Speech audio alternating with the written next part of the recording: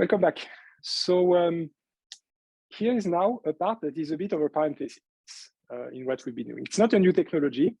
I just want to give you a few tips and tricks and general comments on getting good performance when you are dealing with terabytes or petabytes of data.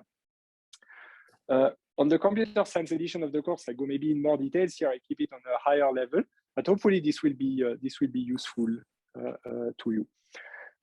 Also, I think I wanted to address a pending question that we had last week about MapReduce. You remember when she about the atomic keys in MapReduce, if the keys have to be atomic or if they can be complex. Yes. Yeah. So let me take a few seconds to come back to that. So you remember that in MapReduce, we manipulate key values. And somebody asked, do the keys have to be atomic or can they be also objects or complex and so on?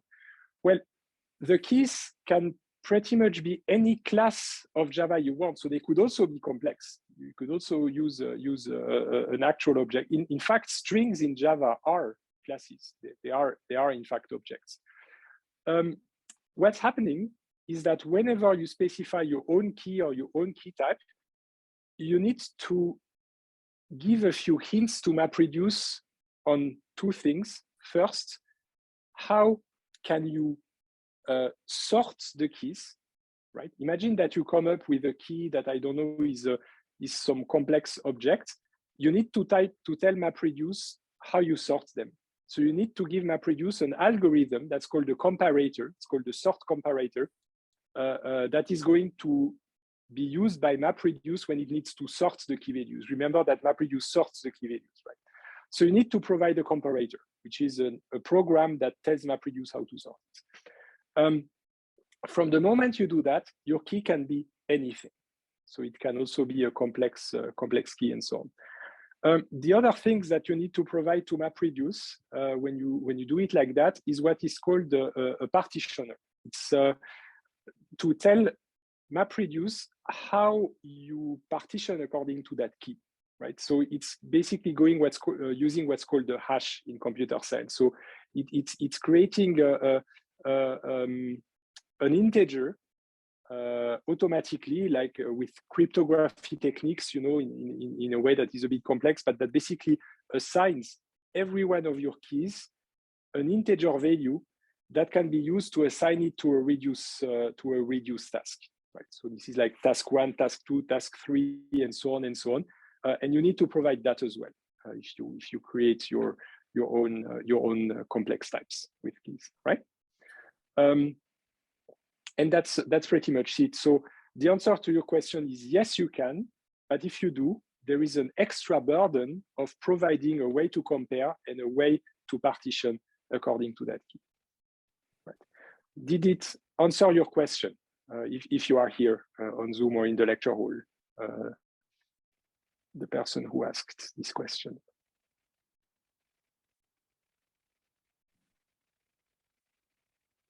Yes, thanks. Awesome, perfect. Yeah, it was you, I remember. All right, wonderful. So let me now switch to one question that I need to ask you. So the other way around. I need to open it here first. Okay.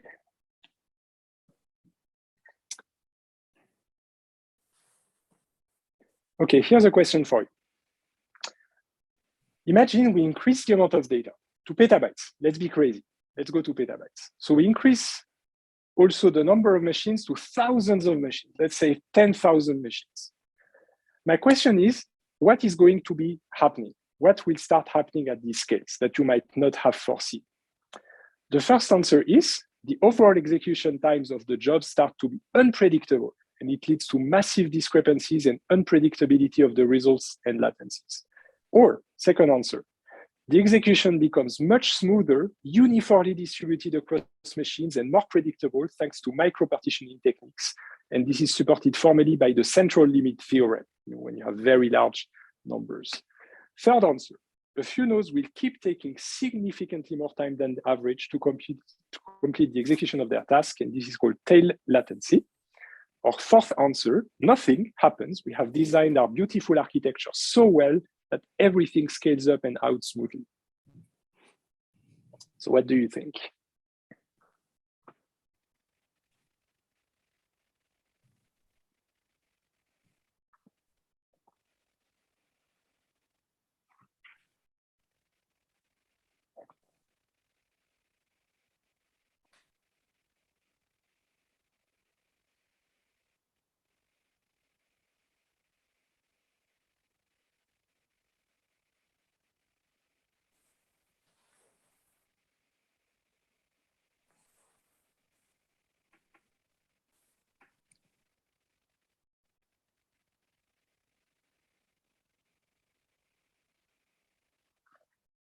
Okay, let me show you what your peer answered. Peers, all right. Aha, we have two competing answers.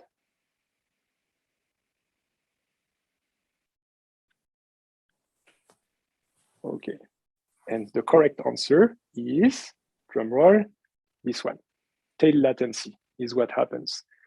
So let's look at the incorrect one. So the first one, the unpredictability of the results, that would basically means that the results are undeterministic, but it doesn't have to be, right? You can still have a deterministic program that executes data deterministically about the data, and it doesn't have to be unpredictable as far as the results are concerned. So this is the results part that here is wrong. The second answer would have been nice, right? I would have loved that this is what happens, right? That the higher the scale, the better it gets. But unfortunately, that's not what happens. So what really happens is that you're going to have a few tasks that take incredibly long, right? And the fourth one would also have been ideal. I wish that was the real world. But unfortunately, again, this is there are a few issues. So you see, what's happening here is a little bit like in physics when you go to the limits, right? If you like in our everyday life, you know that you can use Newtonian physics where the speeds add up and so on and so on. But if you try to move too fast and get close to the speed of light, then you might notice that things start behaving a bit strangely and in a different way.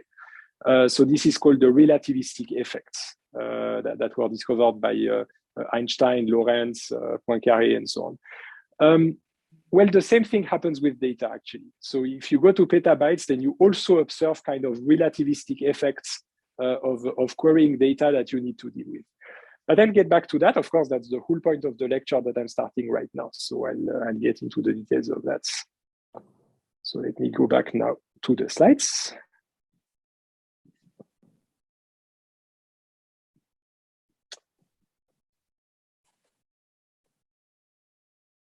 All right. So first, where are we? That's the stack.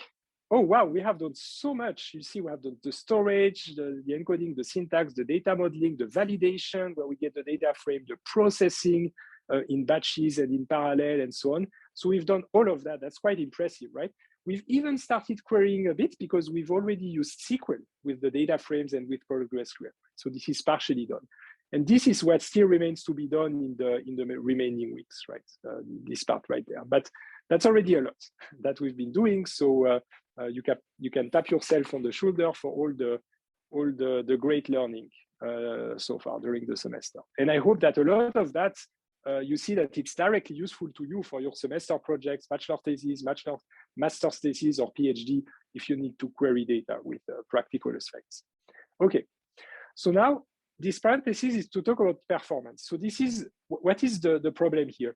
The problem is that you might start writing programs and queries and so on, and then you notice it just takes forever.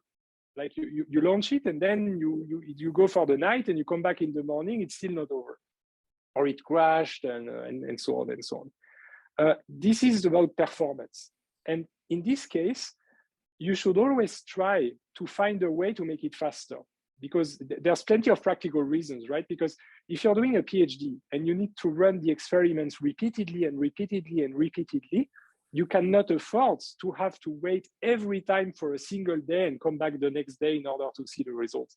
It would be so much nicer if that completes in an hour or even in just 5 minutes, right? So there is an art and a science of solving these sort of issues, where you have something that takes a long time, and with a few smart tricks, you can actually manage to squeeze it into completing in much, much, much less time. And this is what you get by actually understanding what's going on with the system. And in many cases, there are obvious ways of making something faster. We already saw one, converting JSON to Parquet. That's already a very simple way to make things magically faster. Right? Okay, so when you have a performance problem, you always have a bottleneck problem. So a bottleneck looks like that. You can actually use that as an analogy, but what happens in practice is this. Your query is made of these transformations and stages and so on. So it's a very long chain of things. And what's going to happen at any point in your system is that there are parts of the system or parts of the cluster that are not fully used. It's like a CPU remaining idle or a memory that is not full and so on. And then there is part of the cluster that is completely saturated. Like the memory is full, the disk is full, the CPU is computing like crazy and so on. So it's a full saturation. And then again, there's another part that's not fully used. This is called the bottleneck. So whenever your system is slow and you want to make it faster, it's like a hunt, like playing Sherlock Holmes. You need to go for the bottleneck. You need to find out where is the part of the system where the hardware is saturated enough that it's slowing down everything. And if you then fix that, then this is how you make it faster. Right? So where can the bottleneck come from? Well, it can come from many places. It can be the memory. Maybe you don't have enough memory on your machines and the memory is completely full. And you probably observe if you use your laptop and the memory is full, then it starts crashing and slowing down, right? So the memory could be the bottleneck. It could be a CPU. The CPU is computing like 100% and this is what's slowing you down. Or it could be the disk. Maybe you're reading and writing to the disk so much that you're basically saturating the bandwidth to read and write from the disk.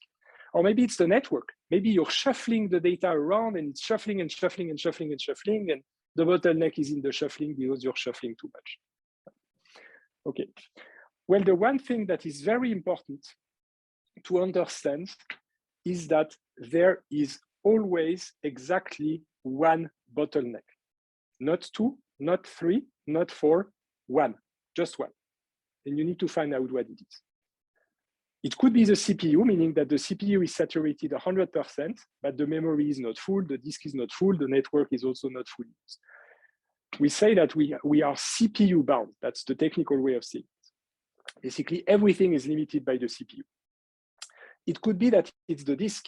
You read and write, but the rest, the CPU is not fully used, the memory is not fully used, the network is not fully used. It could be the memory, then we say it memory bound, by the way, IO bound or disk IO bound.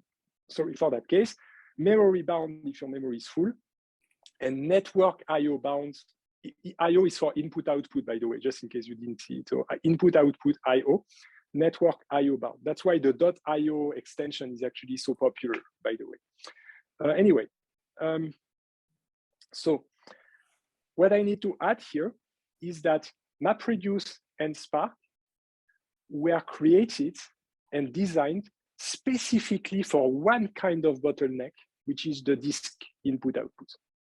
So if your problem on your laptop, when you're executing your data, is that it cannot read enough, fast enough from the disk or write enough to the disk, then this, when MapReduce and Spark can actually come into play.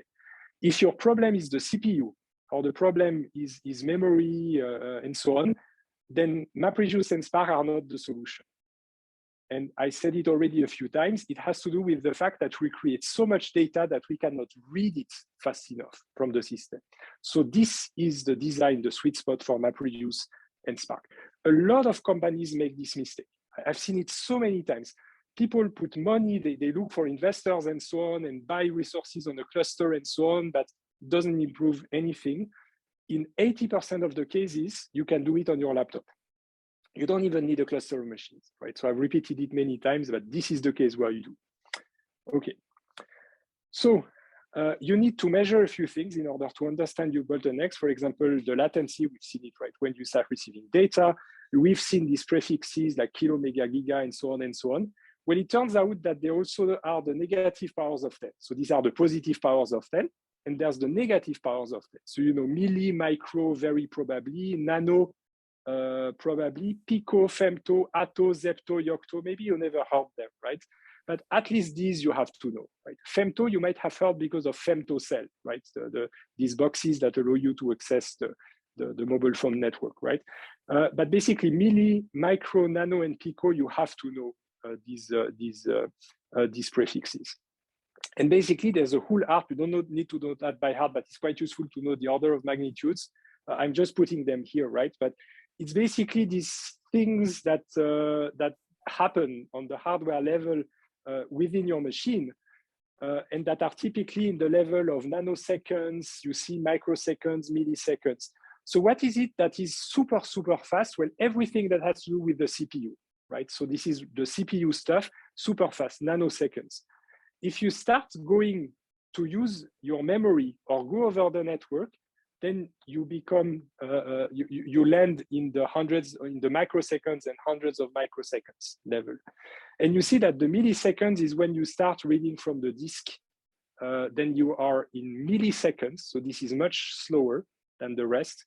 And if you start sending packets across continents, like you have your data stored in the EU and you want to read it from the US, this is going to take even more than that. It's going to take like 100, 150 milliseconds. That's very expensive, right? So this is why you should try to have your data at the same place as your query. You might even get a bill from Amazon or Azure if you try to actually send data over the Atlantic Ocean. Okay, but just to give you the magnitude, that CPU is super fast, memory a bit slower, network a bit slower, and disk even slower, right? Just the orders of magnitude. Then the speed at which you can transmit. As you might know, there are several kinds of network cables, right? These are the earlier Ethernet cable. The Ethernet cable is this cable that has the square plug that you put into computers. I mean, now there's Wi-Fi, of course, but it's much better over the wire. Typically today we have gigabit Ethernet and maybe 10 gigabit Ethernet, but now we even have in some data centers the 100 gigabit Ethernet that is slowly developing as well. And terabit Ethernet is really cutting edge. I don't think it's used a lot now yet, but it's coming, right? But today we are basically in that level, gigabit Ethernet. It means that you send over the network gigabits every second. I mean, you've seen the whole evolution with optic fiber, like the schnellste Schweizer Welt and all this, right? So you probably know it from your internet connection at home. Okay. And then you also need the orders of magnitudes to read from a disk. As I said, it's slower. What you can transfer is in the order of magnitudes of hundreds of megabytes per second, right? If you use an SSD, right? So these are the new flash drives that are a bit faster than the mechanical drives that are a bit older, then you can have hundreds of megabytes. Now you have these that are faster than that. Maybe you can go to the gigabyte per second and so on. Why is it useful? Because if you are aware of these orders of magnitudes, then you can tell if you have a bottleneck with the disk, right? Because you can look at the size of the file you're trying to read. Imagine you have 10 gigabytes on your drive and your query executes in 10 seconds or 100 seconds. And if you realize that you are actually at that speed, then that means that your bottleneck is the disk, right? So it's very, very useful to actually, it's primary school calculations, right? It's just a division, but you instantly see if the disk is being your bottleneck or if it is the CPU, right? And if you realize that you have 100 megabytes of data, and it takes an hour to compute, then it's quite obvious that the disk is not the problem, because 100 megabytes of data that can be read in just a few seconds. So I hope I gave you the intuition of that, right? So I'm going to stop here because now it's 5 to 12. I'm going to take it from there next week. Don't be scared, you know, like what I'm throwing at you on that slide and so on. Don't be scared. That's for, you know, it's for computer scientists and so on and so on. It's just so that you know that this is the CPU, this is the memory, the network, and the disk, just so you have the orders of magnitude. But really don't be scared too much like that. I'm keeping it on a high level. All right. So thank you very much for attending the lecture today. Thank you, Wenxi, for moderating.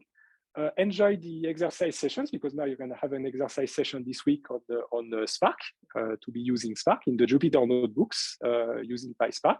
Then the week after that, you will be allowed to use Spark SQL, right? So just now, you have to refrain from using Spark SQL just yet. That's just so you realize that it's very complicated to do, right? And once you have seen that it's very complicated to use RDDs, then you can relax and use data frames the week after that, right? It's just for pedagogical reason that we put you through this. Okay, thank you very much, and see you next week.